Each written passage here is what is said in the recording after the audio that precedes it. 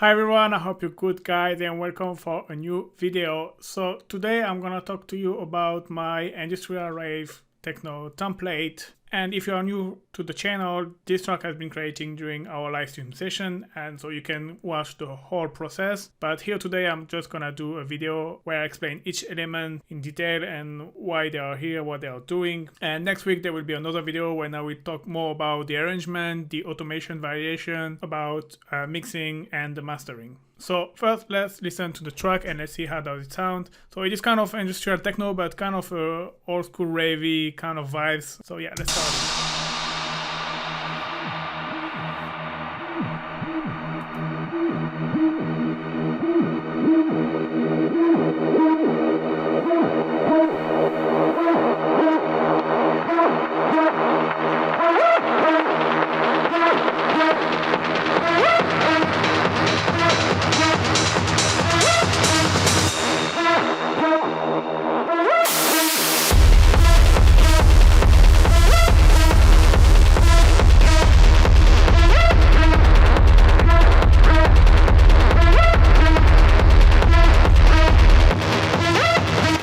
And you get this kind of, as well, more like...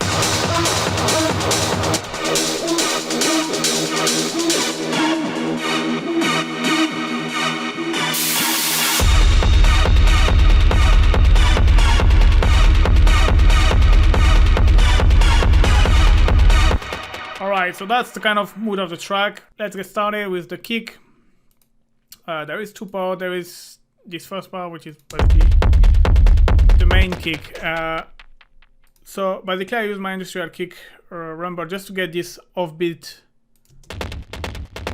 See, it's kind of acting like a tom, and basically the way you do that is I just drop a kick here, and then if you go to the send, basically, oh, you cannot see, but I'm sending on the B and it's going in the read perc. I send with the macro here. If you want to find out more about the rack, I will put the link in the description, but that way I have this offbeat percussion with the kick together.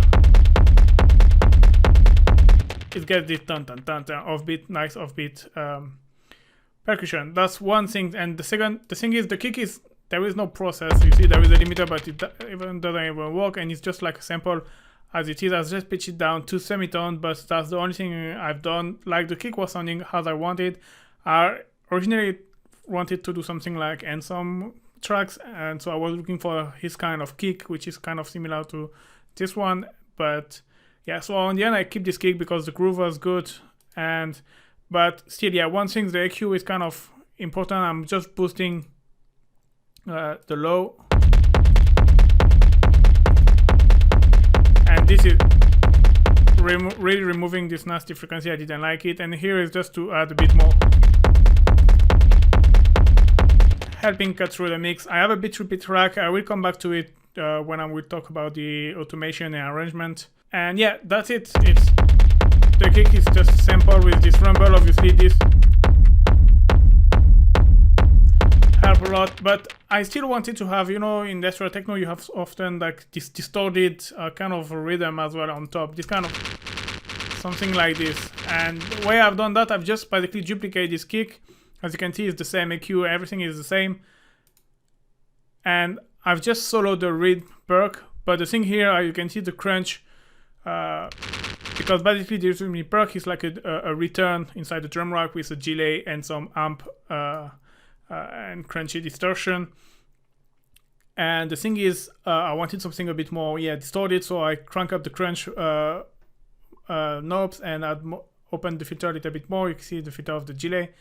And so that's why I had more control, and I could like just, I'm soloing it, and then after I could just like, with the volume, bring it at the...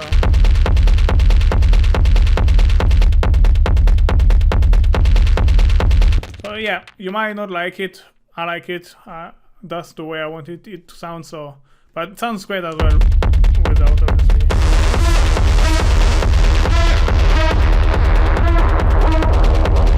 I don't know, I just like this kind of little grit on the top, you know, and it's adding a bit of grit as well. It just sounds good. And yeah, that's it for the kick, pretty much. The hats is, as usual, is pretty basic, but let's talk about the pattern before to talk about the sound.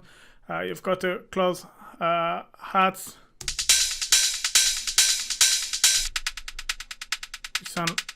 With a little variation here, you can see it's like this one is dun dun dun dun, like the one off beat, and you got the low velocity on the two first one, then one off beat with a stronger velocity, and then the other one low velocity, and that's way. But just every three, sorry, you got this variation which change. Then you have off beat, open hat here, classic, and then you have this shaker, which is not really a shaker, but it's kind of open hat. I'm gonna explain you why I have this. So yeah, the closer hat, just a sample. I use my character hat just to add a bit of grit and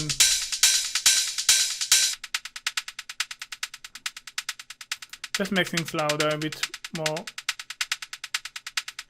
And then it's just reverb. So yes, reverb, this kind of mixing, but usually on closer hat I like to have like a short decay. I don't want something like this, obviously.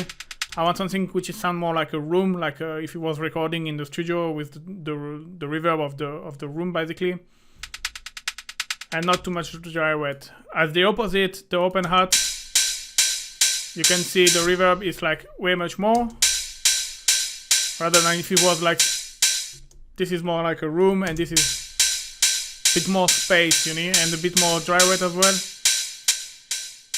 I add overdrive. I usually like to add overdrive on my hats when I need to add a bit of noisiness to the hats.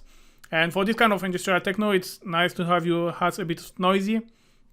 And that's why I add this shaker, which is not really a shaker. Which is not really a shaker. It's more like an open hi-hat, but it's very noisy and it's on the side. I put it on the side because having like this kind of noise on the side, it's always really help well your hats. I don't know, it just make them better.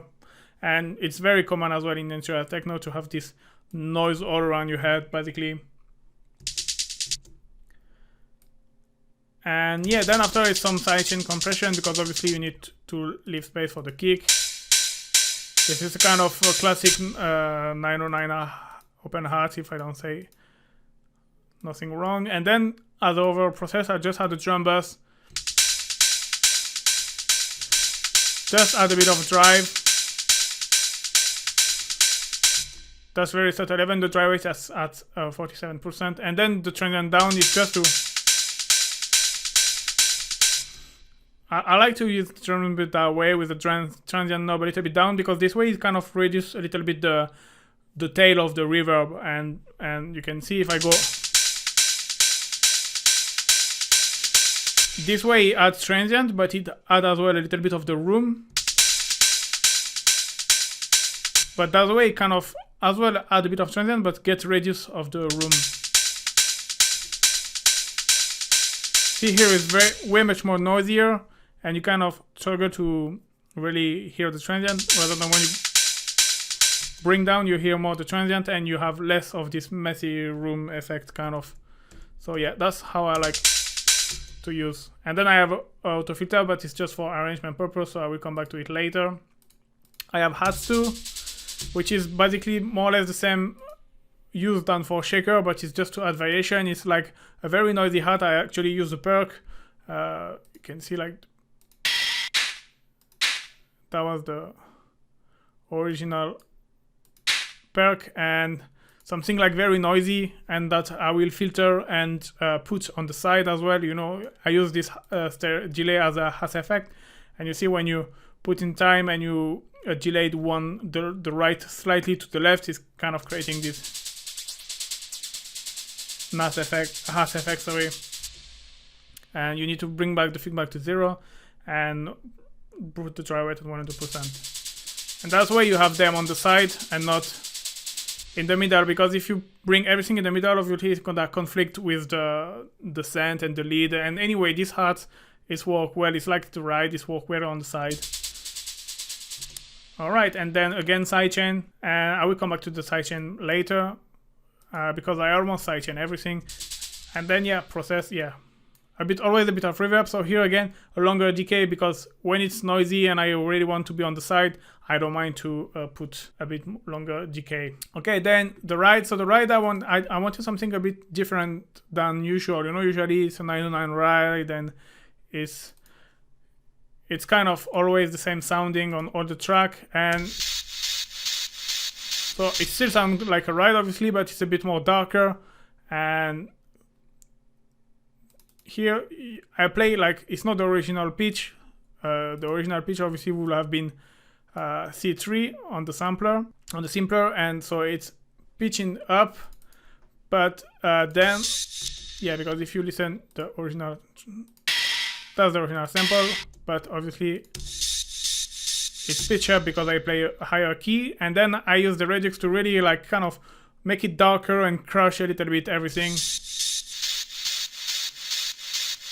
And this kind of make a dark ride, which is kind of different than usual. And then just EQ is remove frequency I don't need and boost a little bit. And adding a bit of delay and reverb. Same here like same as Open Heart. Sometimes I might go a little bit even more on the decay. But work like this. Again, has effects stereo because I don't want them to be in the middle. I like them on the side. And some sidechain compression. Alright, then we have this Perc. The Perc is a bit more like kind of a laser sound. You see I use this rack with this macro. You can basically turn your sound this kind of laser, and which is sounding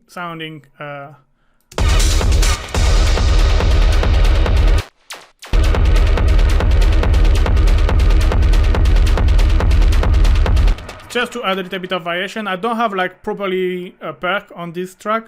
I didn't feel to add some, so this one is just like could even consider as a scent. Yeah, if you want to find out more about this rack, it's basically you get this laser sound because you have here an envelope on the filter, and because of the high resonance, you get this kind of, you get this nasty. Yeah, the fact having the filter moving that fast with high resonance kind of create this sound. So, but if you want to find out more, we put the link in the description. You can find out more about this track and how the sound is made. Okay, and then just play during the bridge, and then I have lead low and lead high. So basically both are the same. It's exactly I use my peak time scent rack that I modify a little bit. They just have different purpose, so I separate them just to make things easier. And as you can see, they are like overlapping each other. And I will explain you why in the arrangement, but I'm just gonna talk about the sound now. So in this kind of buzzing effect, that I'm gonna use the lead high. And to get this buzzing effect, so I use this peak time sense, and you basically need to stack sawtooth. You see here I use sawtooth waveform that you stack and you slightly detune there, and the detune is doing everything. If you right, and now if I remove the detune,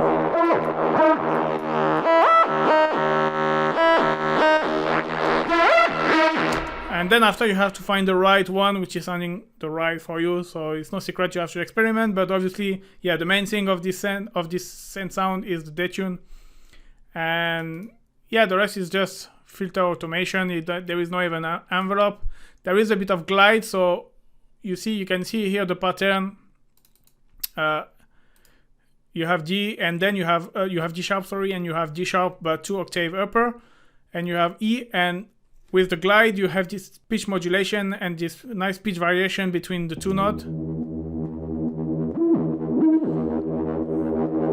Rather than if I remove, alright, it's completely sounding different. So that's the key of the sound, and then I use just my this is part of the rack anyway. It's just like to make things louder. It's just saturation and stuff like that inside. Multi-band compression. I will put the link in the description. It's just to gain some loudness in the sound and a bit of reverb, obviously to make things less dry. And yeah, sidechain, and you got the main lead. So the main lead, there is 3 MIDI variation, 3 main MIDI variation. I will come back to it later. It's just to avoid things to be too monotonous.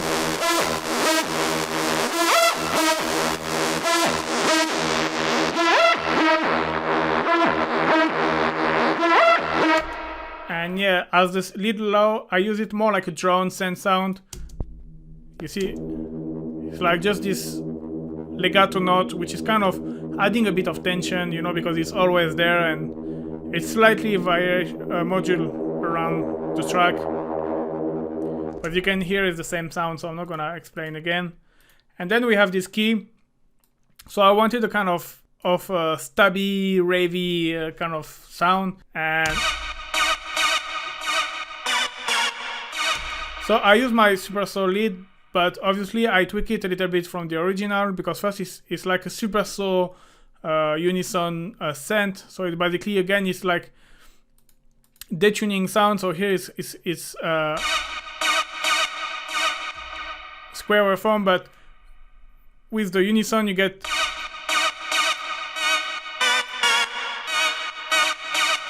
that's what gets you the sound. And then I use the sub as well, which is has an importance. The sub here acts more like not really like a sub, obviously, because it's not a bass sound, but it's like more like an extra oscillator to even give more body to your sound and more character. And obviously I switch in poly mode because I needed to play chord. And yeah, that's the things I've done from the original. And then after, it's just like yeah, I softened a little bit the attack because it was too plucky. But yeah, the thing is here as well is this chord device, obviously.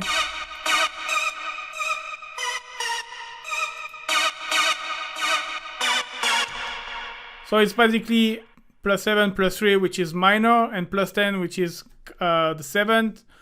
And then after you have this -12, which is basically an octave down from the root note. So it's basically playing minor 7th chord, and which is basically good for a rave kind of sound. So that's why I can just play one note and have a chord playing. And then after I have variation.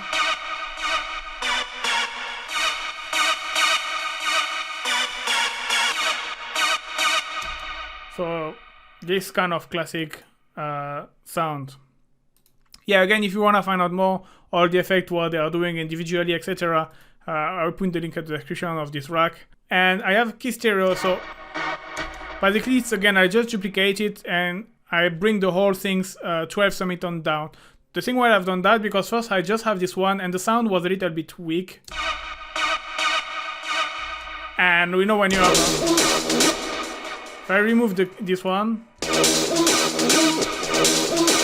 sounds super weak, especially with the kick.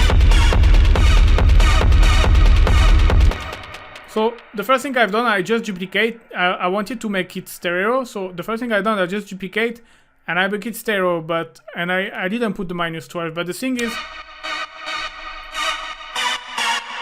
you can hear there is big phase issue.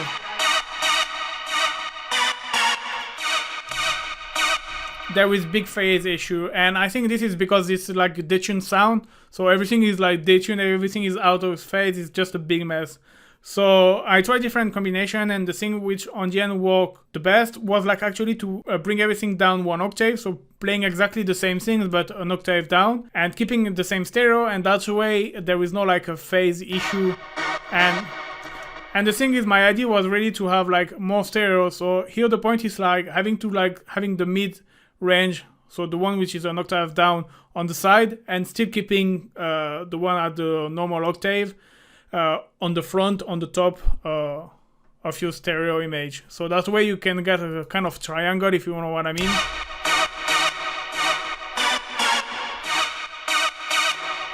Yeah, you get a triangle with like on the side both the low octave playing, and on the top the high octave playing.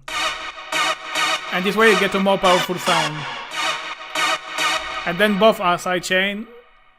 And yeah, play along the track. So then you got this pad, which is basically a recycling from this key stereo. I just duplicate. So you can think I'm lazy, but it's just basically I like to recycle elements because, you know, they will for sure sound good. And yeah, when they don't have like a very important function in the track, like the pad is just like kind of to be in the background, has tension and maybe sometimes helping transition, this kind of stuff. So it doesn't need to be like something super original again. So I like to recycle idea, and usually what I will do, I will take the same element and I will put it in a lot of reverb. But here I didn't even put reverb, I keep the same. I just place one legato note, which is basically the same than the one which is playing here, D#6. And with the same chord, but yeah, obviously it's like they are played at different moment and the filter is evolving differently. But yeah, it's always nice, even in the break, it's always having this pad in the background.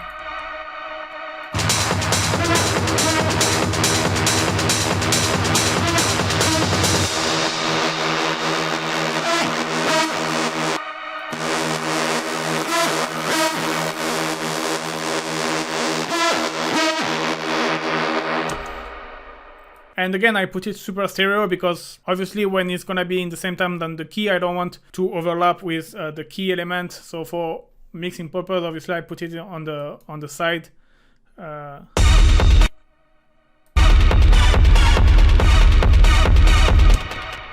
And sidechain again. And yeah, that's it for the pad. And then so the ambience. So obviously it's kind of, there is 3 ambience and you can think like I overdone the ambience because it's no point to spend too much energy and too much time into ambience because most of the time, especially in this track, they are like in the background, you don't hear them, you just hear them basically at the beginning and at the end. And I even automate them, you can see the gain. I bring them down to make space in the mix. But I always pay attention because first thing is like usually the first things you're gonna hear on the track. So if it's sounding bad, the listener is gonna say, okay, I think this track is not gonna be really good. And it's kind of the bass as well and the backbone of your track, even if it's in the background. It's kind of set the mood of your track, so it's important to nail it because even if it's gonna finish in the background, usually, I mean, for myself, it's helping me building the track because it's kind of set a mood, set an ambience, and it's easier after to add element and to don't add too much element in the same time because it's already pretty much filled with the ambience. And then when you get your old track, you can even like bring down the ambience, and like this you don't put too much element and things are going well together. So I like to nail it because usually when I nail my ambience, after everything is building around it nicely and all the elements are going well together. So that's why I spend time to build my ambience. So obviously to create ambience there is hundreds of ways to do it and it's always change. You have several ways to obtain the same. Usually it's dipping element in a lot of reverb and delay and pretty much like a very noisy or metallic object or sound in a lot of reverb usually help. So here I use my Scream Center rack and I'm just you're gonna see, okay, this is just filter and sidechain. So I just tweak my Scream Center rack until I have something I like it, and I probably crank up a little bit the GK time and the dry wet. Like I said, always nice to dip everything in a lot of reverb and GK like this. It's kind of switch from was probably originally like this, and I just bring everything like this. And then I just use the frequency pitch up to kind of pitch it up. And filter. Really important to filter your ambience because otherwise it takes too much of the spectrum and it's kind of messing everything. And yeah, just auto filter. I could have like a bit of LFO to add movement, but I didn't this time. But that's something you can do if you want. Then second ambience. I use FM, which is also great for ambience because FM is kind of getting any sound in this kind of metallic, weird kind of sound. So you see, it's more like a nice and gentle pad, and become more like with FM like a scary.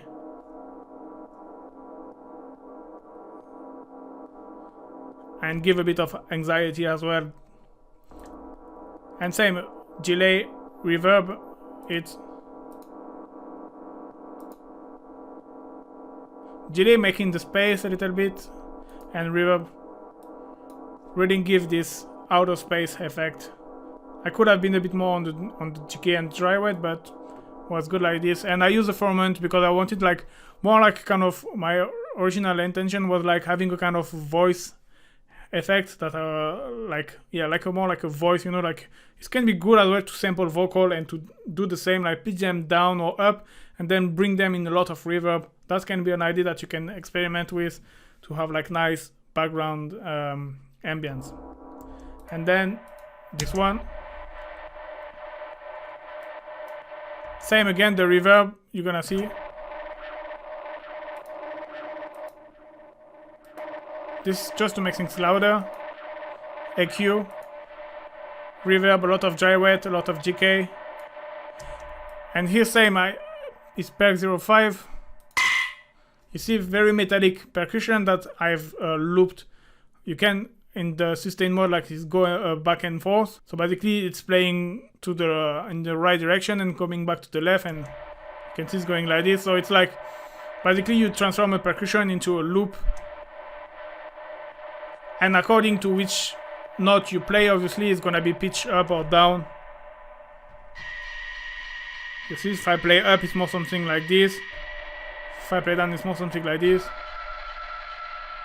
So you can even play different notes along the track to add variation if you do like a more ambient type of track. But here there is so many synth and stuff going on that it's not really a point to do that because people will not even notice.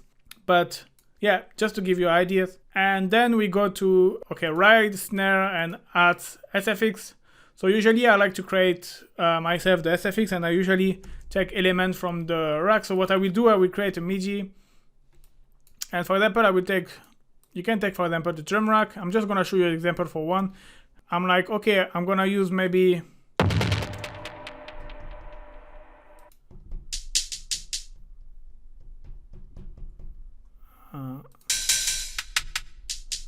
I'm gonna use, for example, the shaker, and from the shaker I want to make a noise SFX. So I have a rack especially for that, but I'm just gonna show you the quick way. I will put the link in the description if you wanna know about the rack, how to make your own SFX. I'm just gonna show you the quick way to do it. Again, a lot of reverb and a long decay. And that way, if you do like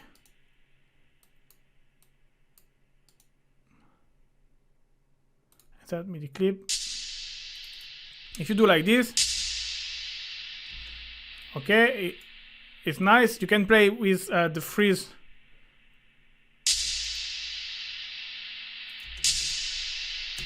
as well to have a longer tail.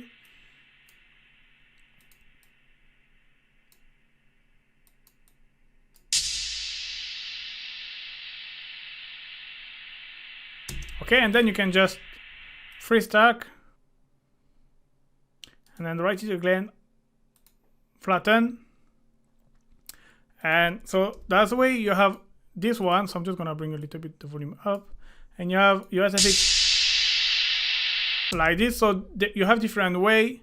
You can either keep the hit or you can get rid of, like for example, and just start the sample, say here, which is what I'm gonna do.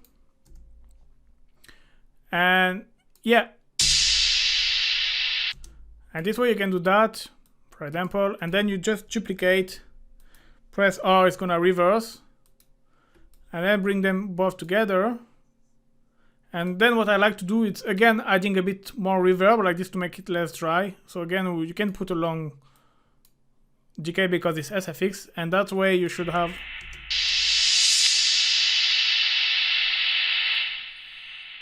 this kind of effect, which is gonna work well with.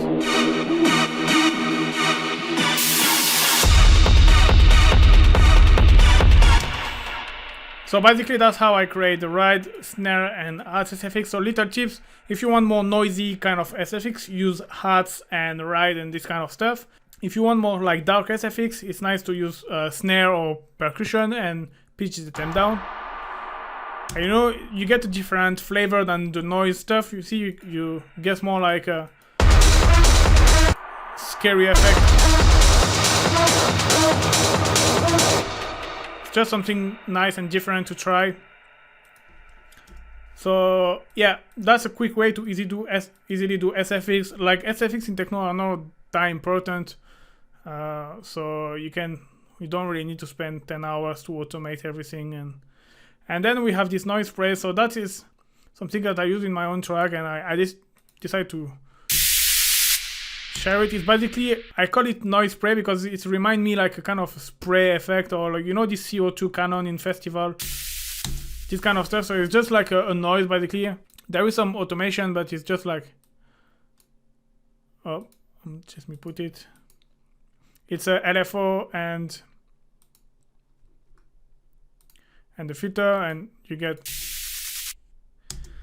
something like this. But the trick here is using saturator with hard curve, and it's just making your noise like way much more powerful and intense, let's say. Obviously louder, but, and then yeah, with reverb. And I don't know, I found it worked well just before a drop. It's not always sounding good, but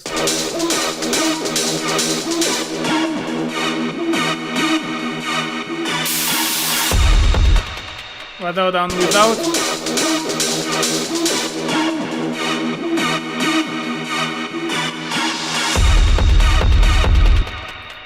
It's just add something different than usual. All right, and then on the mix down.